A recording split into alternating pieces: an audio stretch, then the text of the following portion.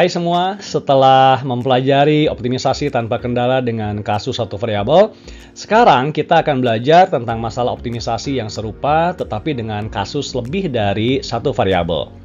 Seperti dalam kasus variabel tunggal, untuk menemukan dan mengidentifikasi nilai stasioner, akan ada lagi first order condition dan second order condition yang harus dilalui. Namun pada kasus multivariabel ini, pendekatan optimisasinya tidak lagi menggunakan turunan biasa, tapi menggunakan diferensial dan turunan parsial. Di akhir video, seperti biasa akan disajikan contoh aplikasi dalam ekonomi.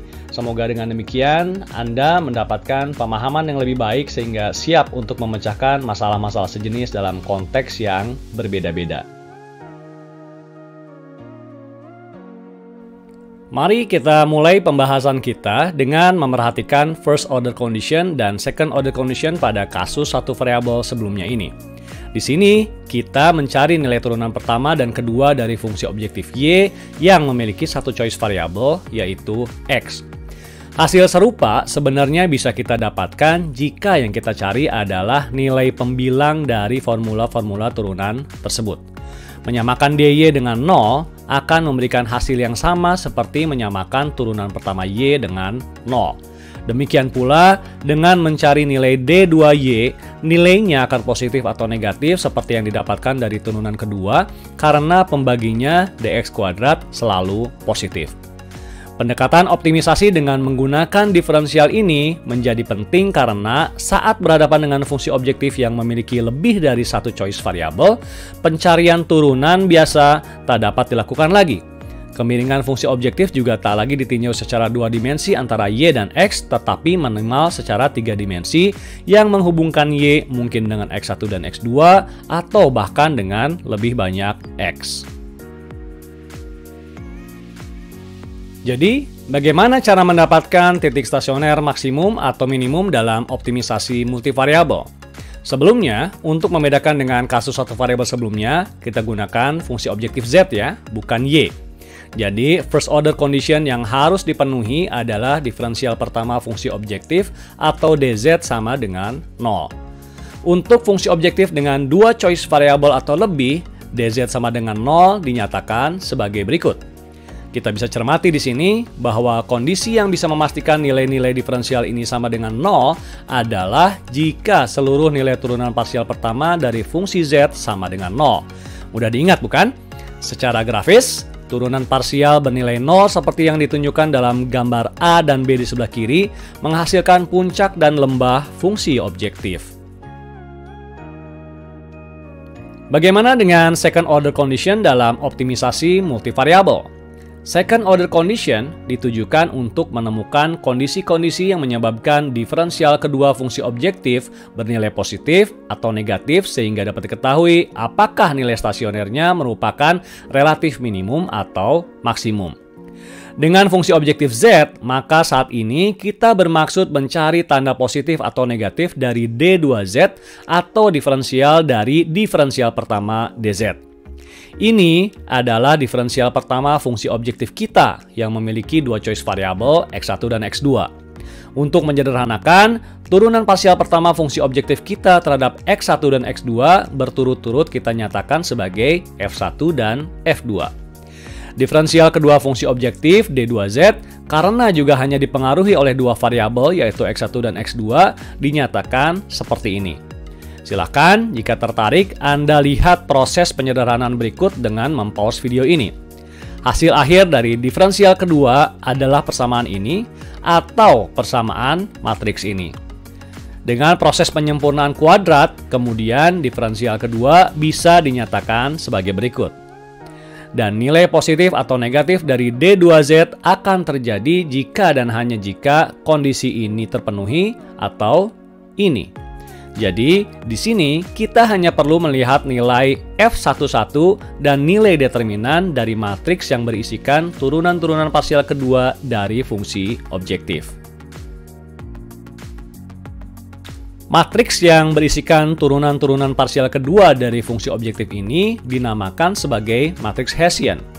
Jika jumlah choice variabelnya ada 3, determinan Hessian adalah seperti ini.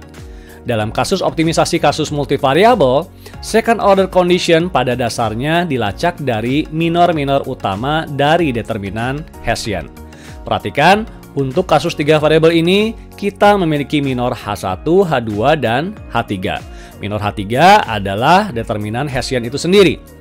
Nah, untuk menentukan diferensial kedua titik stasioner fungsi objektif kita negatif atau positif, atau untuk menentukan titik stasioner fungsi objektif kita adalah titik relatif maksimum atau minimum, kita hanya perlu mencek tanda-tanda minor H1, H2, dan H3 berikut. Diferensial kedua yang negatif dihasilkan dari nilai determinan H1, H2, dan H3 yang berselang-seling dari negatif ke positif. Sementara diferensial kedua positif dihasilkan dari nilai determinan H1, H2, dan H3 yang seluruhnya positif. Mari sekarang kita mencoba menemukan first order dan second order condition dari fungsi objektif berikut. Untuk menemukan nilai kritis X1, X2, dan X3 yang menghasilkan nilai stasioner Z, kita menyamakan seluruh turunan parsial pertama dari fungsi objektif dengan 0. Hasilnya adalah 3 persamaan berikut. Silakan gunakan metode substitusi atau aturan Cramer dan hasil akhirnya kita akan dapatkan nilai-nilai kritis untuk X1, X2, dan X3 berikut yang kemudian mendapatkan nilai stasioner Z sama dengan 2. Apakah Z sama dengan 2 merupakan nilai minimum atau maksimum? Kita periksa sekarang determinan Hessian. Nilai-nilai pada elemen matriks seperti kita ketahui adalah semua turunan parsial kedua dari fungsi objektif atau turunan parsial dari fungsi-fungsi turunan parsial pertama sebelumnya. Perhatikan sekarang, seluruh minor Hessian H1, H2, dan H3 ternyata bernilai positif. Kesimpulannya, D2Z pasti bernilai positif sehingga Z sama dengan 2 merupakan nilai relatif minimum. Sekarang kita coba mengaplikasikan optimisasi dengan kasus multivariabel pada 2 konteks ekonomi. Ada 2 contoh yang akan saya bahas. Pertama adalah kasus perusahaan multiproduk dan kedua adalah kasus diskriminasi harga. Di kedua kasus, perusahaan berusaha memaksimalkan profitnya. Jadi sekali lagi, kita punya fungsi profit sebagai fungsi objektif kita. Perusahaan multiproduk adalah perusahaan yang memproduksi lebih dari satu produk untuk dijual. Bagaimana fungsi objektif atau fungsi profit perusahaan ini? Untuk penyederhanaan, kita misalkan choice variabelnya adalah jumlah output dari 2 produk, yaitu Q1 dan Q2 yang dihasilkan perusahaan dan dijual pada tingkat harga P1 dan P2 yang berlaku di pasar.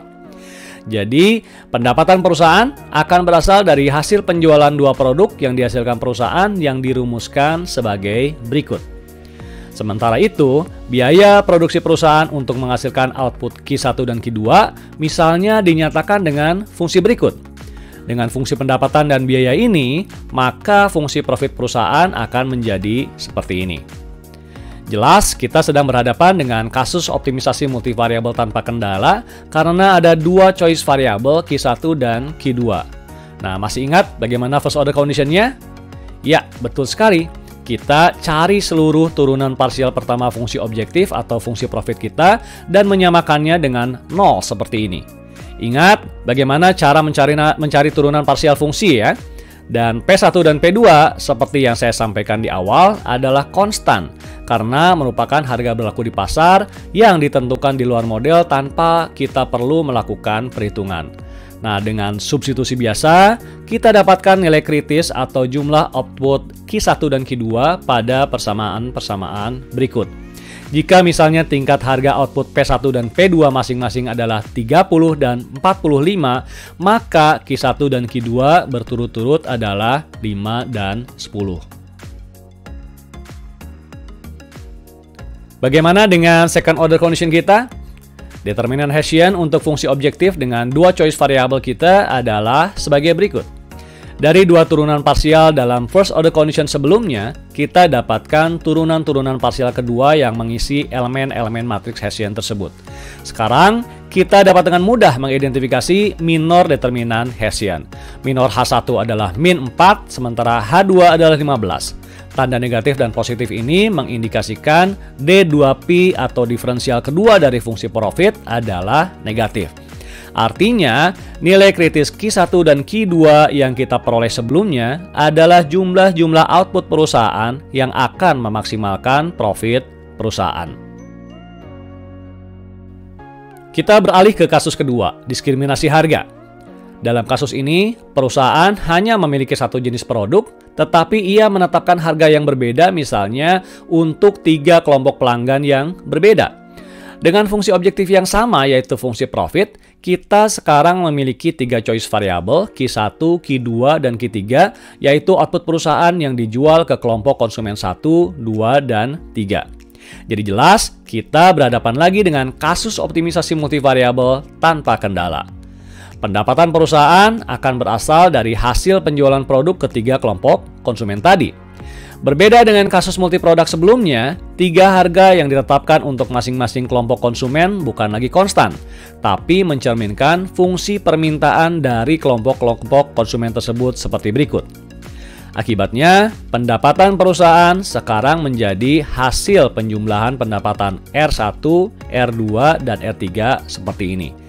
Jika fungsi biaya perusahaan untuk menghasilkan output Q dinyatakan seperti ini, di mana Q adalah total output yang dijual ke seluruh kelompok konsumen atau Q1 plus Q2 plus Q3, maka fungsi objektif kita sekarang menjadi dengan fungsi objektif ini, kita dapatkan first order condition dengan menghitung seluruh turunan parsial pertama fungsi objektif atau fungsi profit dan menyamakannya dengan 0 seperti ini. Persamaan-persamaan di sini cukup mudah. Kita dapat segera mendapatkan semua nilai kritis Q1, Q2, dan Q3. Dari informasi ini, tingkat harga berbeda yang dikenakan kepada setiap kelompok konsumen dapat diketahui. Inilah diskriminasi harga. Pada akhirnya, kita juga dapat menemukan nilai stasioner profit sebesar 679. Pertanyaannya kemudian, seperti biasa, apakah keuntungan tersebut maksimum? Kita cek second order condition kita. Dari 3 turunan parsial dalam first order condition sebelumnya, kita dapatkan turunan-turunan parsial kedua yang mengisi elemen-elemen matriks Hessian. Inilah determinan matriks Hessian kita. Kita dapatkan kemudian H1, H2, dan H3 yang masing-masing bernilai negatif, positif, dan negatif. Ini mengindikasikan D2P atau diferensial kedua dari fungsi profit atau fungsi objektif kita bernilai negatif. Artinya nilai stasioner profit sama dengan 679 adalah profit yang maksimum bagi perusahaan. Oke, semoga bisa dipahami. Beberapa bagian video mungkin harus disimak secara perlahan atau bahkan di pause agar detail proses perhitungannya dapat ditangkap dan dipahami lebih jelas. Pada dasarnya, proses optimisasi kasus multivariabel masih menggunakan logika berpikir yang relatif sama dengan kasus satu variabel. Perbedaan utamanya ada pada cara pemenuhan first order dan second order condition-nya. Untuk memenuhi first order condition, kita tidak lagi menggunakan turunan pertama, melainkan turunan-turunan parsial pertama dari fungsi objektif. Untuk pengecekan second order condition, kita juga tak lagi menggunakan turunan kedua fungsi objektif, tapi determinan Hessian yang isinya adalah seluruh turunan parsial kedua dari fungsi objektif. Demikian, terima kasih telah menyimak videonya. Sampai bertemu kembali di topik matematika dasar optimisasi dalam ekonomi berikutnya.